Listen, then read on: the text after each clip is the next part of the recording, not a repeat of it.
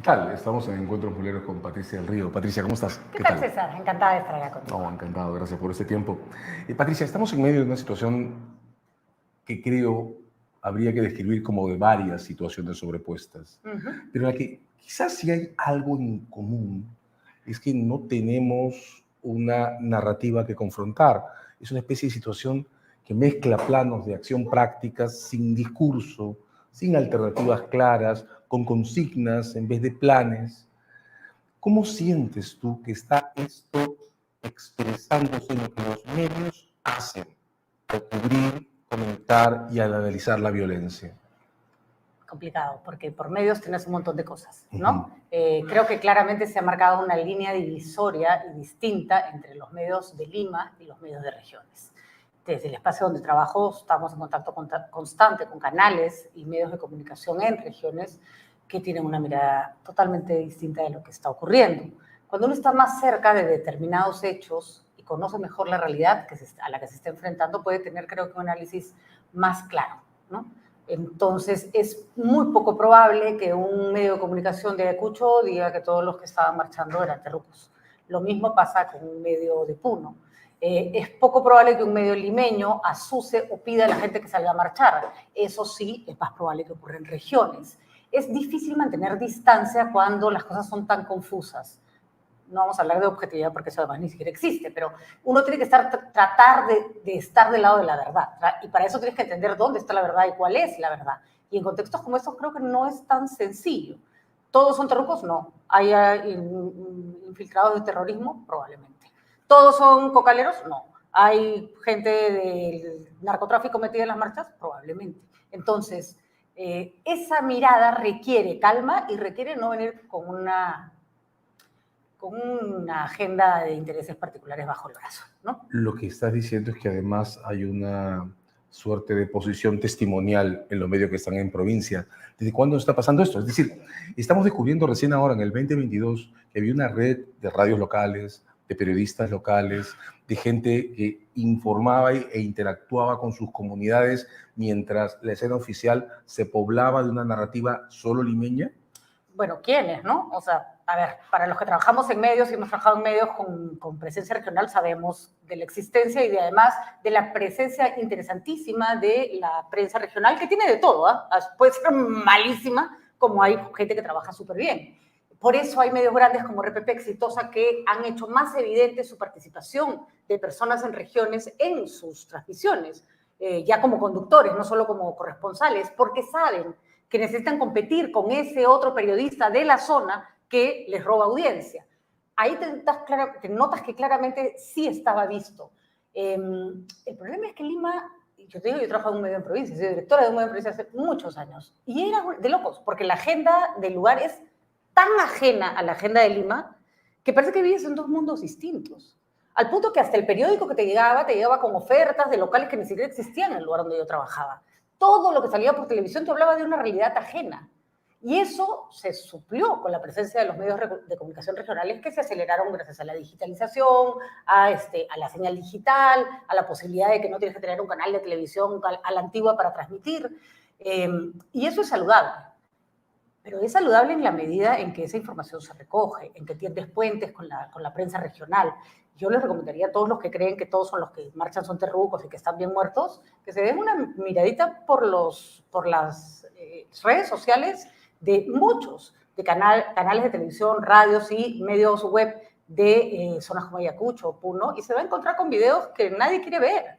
Nadie quiere ver, lo hemos compartido incluso, César, sí, claro. Y te quedaste espantado, ¿no es cierto? Claro. Yo te decía, no, tuvimos una discusión, yo te decía, no, César, por si acaso la información que a mí me llega no se parece en nada a la que estamos viendo. Y cuando ves el video, no puedes sostener que la represión está bien.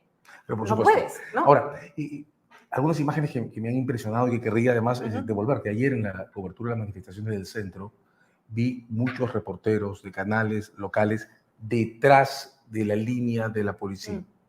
2 o 3 escenas de reporteros que intentaron registrar hechos desde la otra parte de la línea, y algunos bloqueados por la propia policía en el traspaso de la frontera, vamos a llamarle frontera a esto, y otros en intercambios físicos directos con algunos manifestantes movilizados, que tenían además una narrativa sobre con qué canales querían hablar y con qué canales no. ¿Cómo esto lo miras desde lo que pasó en las elecciones? Estamos en una especie de devolución de la narrativa instalada en el proceso postelectoral. Es un montón de cosas para tratar de ordenar, porque la respuesta es complicada. En primer lugar, estamos frente a un cambio en los patrones de la comunicación que en crisis como estas se ven con claridad todos los problemas, entre comillas, porque yo creo que es una especie como de transición que en este momento están generando. Lo ves acá, lo ves en Brasil, lo ves en Estados Unidos, lo ves en Francia. Es decir, el fenómeno es más grande que el Perú. Solo que en cada lugar se manifiesta con sus propias características. Como yo siempre digo, en el Perú ocurre lo mismo que ocurre en el resto del mundo, pero peor. Siempre un poco peor. ¿No es cierto? Coronavirus, peor. No sé, se chocan en la carretera, se mueren más. Nosotros siempre nos toca como agrandado. Tiene que ver con la falta de institucionalidad, etc. Tienes varios factores. En primer lugar, cuando la prensa pierde el monopolio de la información, y por monopolio no hablemos de manipulación, simplemente que eran los medios los que ponían la agenda informativa, pierden poder. Luchas o peleas contra miles de personas que tienen capacidad de informar y que su narrativa tradicional ha sido que los medios mienten, porque esta es una historia que nos han achacado desde toda la vida, porque siempre ha habido medios con agenda, ¿no? Entonces, no tienes más valor moral, entre comillas, que el Twitter, que el WhatsApp, que el Facebook, y lo que tú transmites puede ser rebatido por un chibolo en su casa, que mientras ve la porno le pone stop y sube un video falso. O sea, así de irresponsable puede ser el asunto. Y por supuesto, también lo que tú no quieres decir puede ser rebatido por una persona con un celular que graba un momento en el que un militar está disparándole a la gente que hay escucho. ¿Me explico? Al no tener monopolio de la información, ya no eres necesario. Y al no ser necesario, ocurre algo más grave todavía.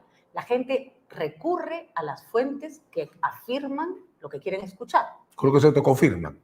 Que es algo que ha ocurrido siempre. Lo que pasa es que antes no era tan fácil autoconfirmar. Estaban tus patas del colegio que pensaban igual que tú, los de tu barrio, pero no más. Ahora encuentras un mar de gente en las redes sociales que piensa igual que tú, y además las redes sociales te meten un algoritmo para que no veas otra cosa. Estás convencido que el mundo es así. Entonces, el coronavirus fue más claro que el agua. O sea, tú decías, a ver, ¿qué necesita saber esa persona para que se dé cuenta que todo lo que está diciendo es una estupidez? ¿No? Los antivacunas, perdón, respeto el hecho de que la gente no se quiera poner vacunas, no es mi rollo, pero no entiendo que lo justifiquen con cosas que son absolutamente falsas, como que te van a salir 3 orejas, ¿no? A eso voy. No critico la decisión, critico la fundamentación de la decisión cuando no tiene asidero. Y lo que pasa es que al tener este rasgo de sesgo de confirmación, el otro te resulta incómodo y te resulta mentiroso y te vuelve tu enemigo. Entonces, es curioso porque esto que vemos contra la prensa le ha ocurrido a la prensa de Lima, pero también le ha ocurrido a la prensa de regiones, incluso a la prensa que sí informa distinto de Lima, pero nunca exactamente como yo quiero, ¿no? Te olvidaste de decir, a mí me tienen frita con no dijiste, o sea, resulta que te tienes que pronunciar de todo el tiempo para contentar a todos para que no te tiren piedras, ¿no? Entonces, lo cual es absolutamente ilógico. En ese contexto se montaron varias cosas. Una narrativa nefasta de que las elecciones eran un fraude, que nunca hubo fraude, con lo cual los medios, algunos medios, muchos, los más poderosos, fundamentaron una mentira, ¿no? Y por otro lado, Pedro Castillo se cogió de eso para desprestigiar a una prensa que ya tenía poco prestigio en sí misma, ¿no? Entonces lo que tienes es esa gente que siente que el periodista que está ahí parado es su enemigo, al punto tal que le cae igual a Willax que exitosa, por decirte, ¿no? Sí, porque además pasa eso. Y que ni siquiera le preguntan mucho ya al reportero de qué medio es, le caen encima, igual es pavoroso lo que está ocurriendo, la jalada de pelo a Josefina Tauces es inaceptable, la pateadura que les han dado a los periodistas en Ayacucho, en Puno, en Cusco han destruido un canal que era aliado de Nativa. Entonces esto no está bien, porque por último, como yo digo, no te gusta, cambia de canal, sácame, no me sigas en redes sociales, ignórame, no me pegues, ¿no? Es un proceso en marcha, ¿no? Alberto Guevara decía hace poco en una entrevista con Jaime Chincha que él de alguna manera veía un reflejo de lo que significó intentar eliminar 200.000 votos de las elecciones en el modo en que la rabia ha desatado especialmente en Puno y determinadas zonas del sur. Ahora a eso estamos agregando el hecho de que los medios, los de Lima, algunos de ellos, tomaron posiciones definidas en una mecánica que Castillo devolvió, en una narrativa ante medios y que ahora quizás nos está estallando encima también. Y además yo creo que un medio puede tener una posición, lo que no puede hacer es sustentar esa posición en mentiras. Un medio puede considerar que Pedro Castillo no va a ser un buen presidente porque claramente todo su historial no daba para pensar que iba a ser un buen presidente, pero de ahí a decir que se robó las elecciones, que se inventó un fraude, hay un mar de diferencia, ¿no? De ahí a pretender que un presidente que te gusta o no asuma el poder porque quieres decir cualquier cosa para que no sea presidente del Perú, esa no es nuestra labor. Tener una oposición no es un pecado. Mentir sí es algo que va absolutamente en contra de nuestro trabajo. Anclarse en evidencia de varias maneras, anclarse en evidencia es una diferencia. Yo puedo pensar que hay infiltrados terroristas en una marcha, y de hecho creo que hay elementos más que seguros para pensar que sí hay ese tipo de violencia, pero de ahí ¿con qué cara voy a decir que todos son terrucos? ¿Tengo una prueba? Sé cómo se llama el que se ha muerto, a qué se dedicaba, si tenía antecedentes penales, y lo peor de todo, César, es que escuchas a gente sentada en su set de televisión, algunos que ni siquiera están en el Perú, ¿no es cierto?, despotricando que todos son terrucos, pero porque claro, ellos no son el camarógrafo de ese canal, ni el reportero de ese canal, le vale madre que al chico que esté en la calle lo destruyan. No hay ni siquiera una responsabilidad para con tu gente, ¿no? Eso es muy fuerte. Ahora, tratemos de voltear la tortilla, para usar esa frase antigua de esa canción de Campamento, ¿no? Hay algo ahora que no había en los 80. Regreso a la escena esta en la que estuvimos intercambiando videos y me contabas historias. En los 80 no se filmaba. Así es. En los 80 no se registraba en tiempo real. Ahora se registra, está en redes, se convierte en evidencia y se puede incluso procesar legalmente. Porque hay videos que, digamos, están documentados hasta en fecha y lugar de toma. ¿Cuánto cambia eso? ¿Cuánto puede cambiar eso? Nuestra posibilidad de procesar colectivamente la memoria de lo que nos está ocurriendo en este tramo. Siempre pensé, César, por lo menos cuando cambiamos de siglo, que efectivamente esta democratización de la comunicación tenía su lado A y su lado B. Su lado A era que cualquiera quería convertirse en... no todo el que tiene algo que informar es capaz de hacer ese trabajo. El periodismo no es algo que se ejerce así porque yo tengo una foto y la lanzo. Hay todo un trabajo que sabemos hacer y que tenemos la obligación de hacer bien. Pero por otro lado, no es fácil ocultar un hecho. Cada vez es más difícil ocultar un hecho. Sin embargo, en estos últimos tiempos, ya perdí la fe en que eso sea una ventaja. Porque me he dado cuenta que no importa lo que le pongas delante al que quiere creer que la pared que tienes al frente es azul, por más que le muestres 20 veces que es verde, la vas a seguir viendo verde. Y el ejemplo es que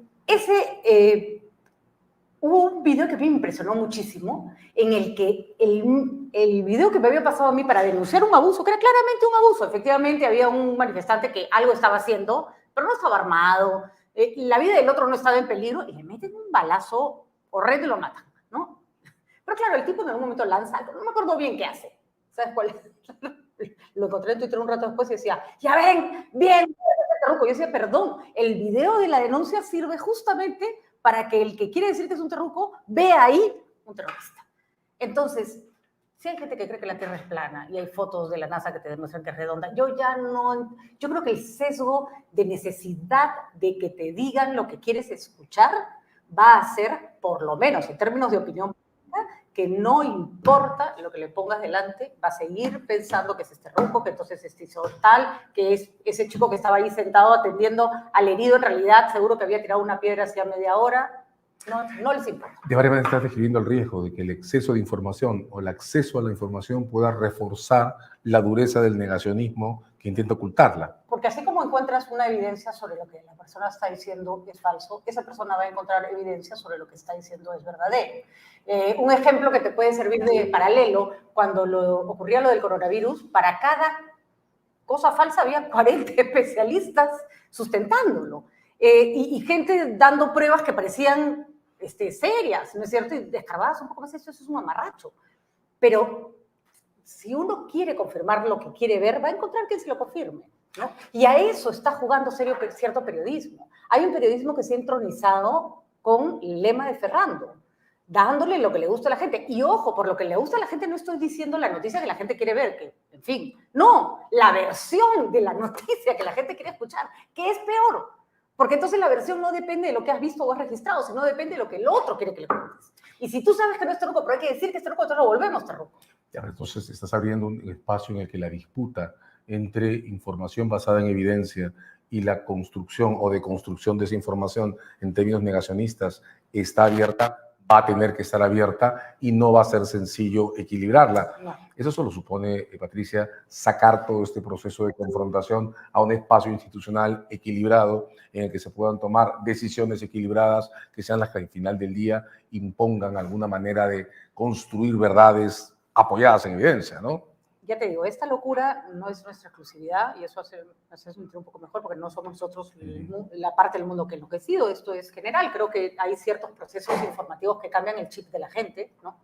Y creo que la digitalización ha sido como la llegada de la imprenta, o sea, te cambió todo, te cambió la forma de organizarte, de pensar, de reunirte, de comunicarte, y eso tiene repercusiones en la sociedad. Yo creo que estamos en una especie como de caos horrible, y esto se va a ir acomodando, pero ahorita ese caos se ve, para mi gusto, o sea, hasta donde veo, se ve reflejado en casi todo, ¿no? Desde Shakira poniendo su pleito con Piqué hasta los brasileños entrando al Congreso porque no creen que Lula sea presidente. O sea, es como el exceso de exhibición, de toma de decisiones equivocadas, en fin. Está buena la canción de Shakira, pero como ahora, me dice Mirko, parece que se olvidó que sus hijos tienen el mismo apellido que el padre, pero en fin, a lo que voy es que este contexto que es así de complejo, necesitas ciertas cabezas frías, cierta institucionalidad.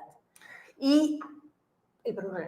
Ahora, vamos al espacio intermedio. Entre la institucionalidad y la apertura de información está la formación de la opinión. ¿No siente que nuestros medios están perdiendo espacios de discusión, debate, deliberación, de formación de ideas o de confrontación de ideas equilibradas? ¿No siente que estamos muy en la consigna y muy poco en el debate?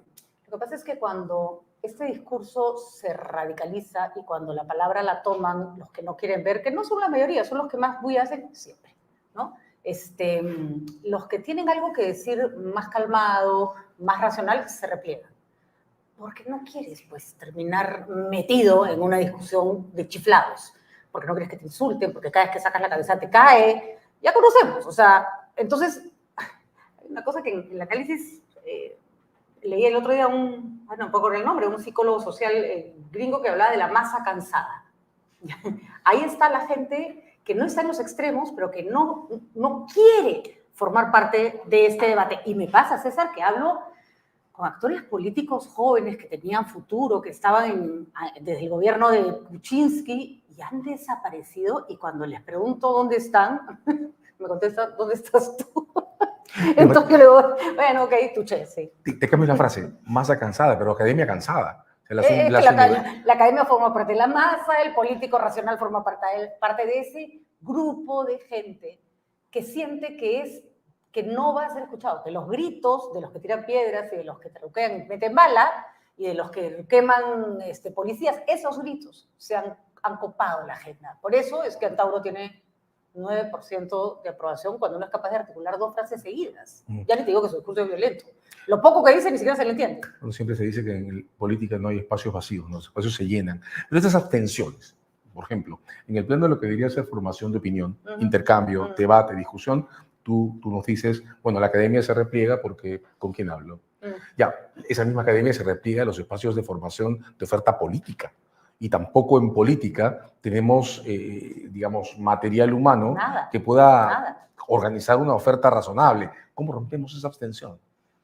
No tengo la menor idea. A mí últimamente hacen un montón de preguntas para las que no tengo respuesta. ¿Cómo se resuelve esto? No tengo la menor idea. Cuando me dicen, si se va a ir, ¿a quién vas a poner? No tengo idea, pero lo cierto es que sé que en 3 meses no va a haber nadie, en 6 no va a haber nadie, en 9 no va a haber nadie. Es decir, atrasar las elecciones no te garantiza nada porque lo que no hemos logrado formar en los últimos 10 años o 20 o 30, no lo vamos a lograr en 6 meses. Es iluso pensar que pues, si Dina se queda 9 meses más, vamos a tener mejores elecciones. Vamos a hacer una por cata igual. Es mejor que... De repente, el primer punto en que tenemos que estar todos de acuerdo es que no sabemos cómo resolver el agujero en el que estamos, ¿no? Claramente, y sí creo que por lo menos, no tengo idea, César, pero algo deberíamos hacer para que las voces sensatas empiecen a cobrar espacio y que no se sientan encimadas por estos gritos radicales de izquierda y de derecha. O sea, yo creo que a mí me han hecho más puré las personas que yo creía pensaban como yo, que las personas que piensan distinto de mí. Con lo cual es como, o sea, arréglense la vida, estoy vieja, ¿no? Que es la eterna tentación de la abstención. Vámonos porque nadie habla con nosotros. No, y además, César, ten en cuenta que, a ver, la gente de nuestra generación viene peleando por este país hace 20 o 30 años, poniéndolo el hombro, vamos, nosotros nos hemos comido el terrorismo, crisis económica, yo he hecho prensa de manera sostenida y brutal los últimos 20 años y veo lo que pasa y digo, ¿para qué? Me hubiera quedado en mi casa, de verdad me hubiera quedado en mi casa, porque sientes que has empujado el carro para el lado incorrecto o que el carro retrocedió y nos chancó a todos, ¿no? Y creo que esas son, no sé cómo se va a cambiar. Por lo pronto, Mauricio Zabaleta, el año pasado, a mediados, en una columna en El Comercio, decía que él sentía que el acuerdo del 2000 se había acabado, se había agotado, Sí, y ya no nos alumbra, era su frase. De varias maneras, el acuerdo del 79 se agotó con el terrorismo y la hiperinflación. Claro, tal vez la diferencia sea que ahora no sabemos a dónde vamos y hemos perdido el sentido, la intuición a sobre qué base construimos un acuerdo nuevo, una nueva forma de coexistir, porque claramente es que, esto... de acuerdo, y hay un punto, y es que para lograr acuerdos necesitas actores claros. ¿Cuáles son los actores en estos momentos? ¿Cuáles? ¿Cuáles? O sea, cuando a mí me dicen, hay que dialogar, yo digo, sí, de acuerdo, ¿qué? ¿Con quién? ¿Con quién vas a dialogar? ¿Con Dina Boluarte y Otárola? Y del otro lado, ¿con quién? No hay una sola cara visible, ni desde la institucionalidad, y por institucionalidad no entiendo solo el gobierno de Dina Boluarte, entiendo mucho más grande, no hay un solo sujeto que tú puedas decir, a ver tú, ¿no? Porque además los que podrían no quieren. Y del otro lado, lo más grave de esto es que cuando Dina Boluarte terroquea junto con Otárola, más allá de que es, por supuesto, nefasto, qué sé yo pienso, si crees que esto es producto de un grupo terrorista, porque hace una semana creías que era Evo y hace 2 semanas creías que eran los cocaleros, y claramente no tienes idea de contra qué te estás enfrentando. Un último comentario tuyo sobre el significado del miedo. Hace un rato, preparando esta conversación con Rolando, que está acá muy cerca, nos decíamos también que de varias maneras, en situaciones de incertidumbre, uno necesita construir a ese enemigo que le permita darle forma al terror, al propio miedo. Entonces uno construye su enemigo al molde de sus propios traumas, ¿no? Si vengo de los 80, pues tienes que ser terrorista porque sé pararme frente al terrorismo. Si estoy en la extrema izquierda, pues tienes que ser un oligarca porque sé pararme frente a la oligarquía. ¿No sientes que tenemos un problema en el manejo de los miedos que se están imponiendo en nuestro ser colectivo, en una escena en la que en realidad lo que tenemos que enfrentar es que no sabemos a dónde estamos yendo? Creo que hay una... Yo no estoy segura de que sea miedo. Al comienzo sí, creo que había miedo, pero al final gana algo más horrendo, que es tu necesidad de conservar tus privilegios. En realidad el miedo no es un miedo a la vida, un miedo al caos, un miedo a no poder criar bien a mis hijos, es un miedo de voy a perder los privilegios bajo los cuales he vivido toda mi vida. ¿No? Lo siento, seguro que les voy a pasar una terrupa por lo que digo, pero creo que es verdad. Porque muchas reformas que se podrían haber hecho, que significaban que ciertos espacios, ciertos guetos, por decirlo de alguna manera, renunciaran al monopolio del bienestar, no se hicieron. Y por esto no estoy diciendo que, no sé, que se socialice todo, que las empresas se vuelvan públicas. No, algo tan sencillo como que si los trabajadores de la agroindustria hacen una huelga porque quieren que les subas el sueldo, tú los tienes que hacer sangrar durante 3 semanas diciendo que la agroindustria se va a ir al carajo. Cuando finalmente les subes el sueldo no pasó nada. Y de esas están completísimas las historias de nuestro país. Tienes a los de Bagua 50 días sentados en una carretera diciéndoles que no se puede mover una coma del Tratado de Libre Comercio. Se muere un chorro de gente y mueves 20 comas. Así ha sido la historia de nuestro país demasiado tiempo. Entonces, hay un grupo que no tiene miedo, que lo que tiene miedo es de perder privilegios, por lo cual es un miedo horrendo, ¿no? Es un miedo feísimo, porque tiene miedo de dejar de ser poderoso. Y hay otro grupo que tiene mucha rabia, y yo le temo más a la rabia que al miedo, porque además la rabia me parece que tiene asidero.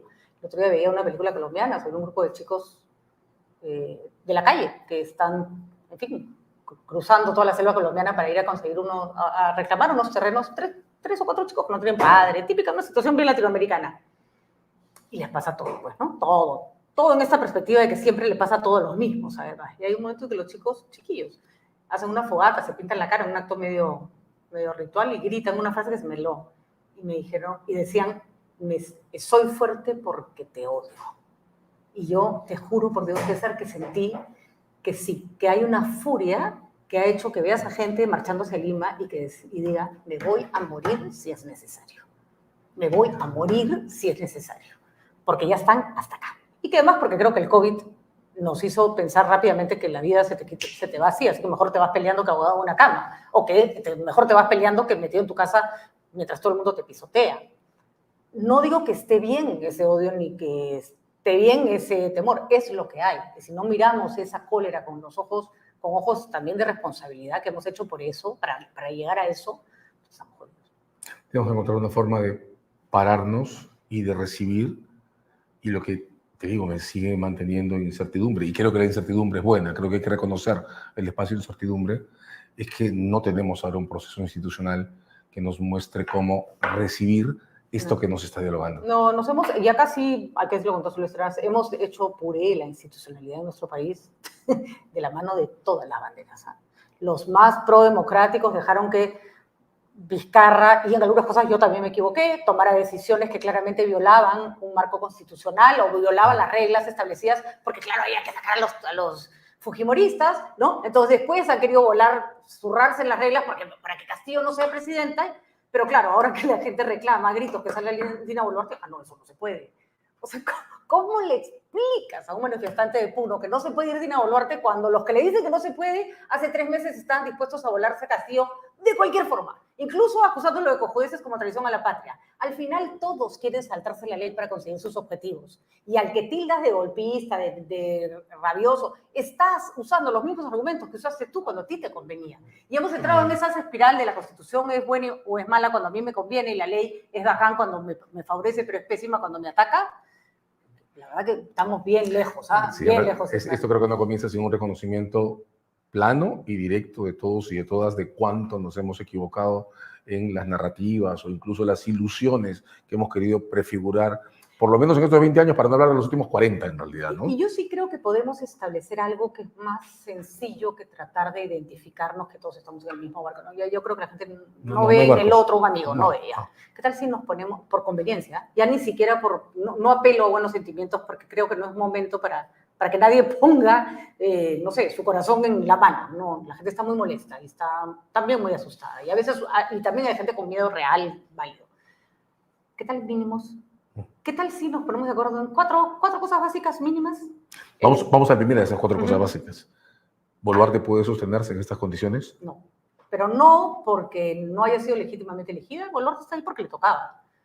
Pero en el momento que tu puesto le cuesta la vida todos los días a peruanos, ya renunciar no es un deber político, es un deber moral.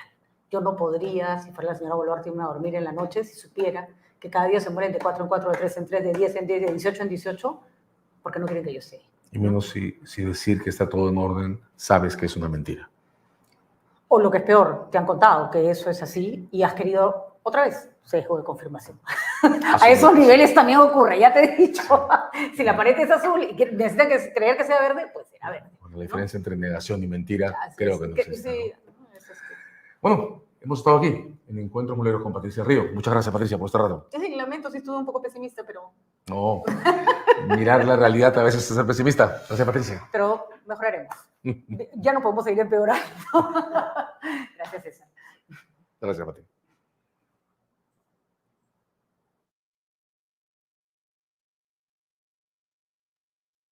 Hola, ¿ya sabes cómo quieres que se llame tu página web? Si tu respuesta es no, entonces piensa en el nombre que vaya de acuerdo al proyecto que tienes en mente.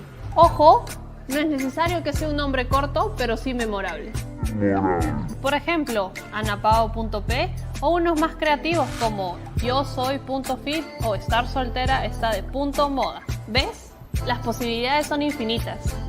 Ahora, si tu respuesta es sí, si ya sabes cuál quieres que sea el nombre de tu página web, regístrala una vez en yachay.lat.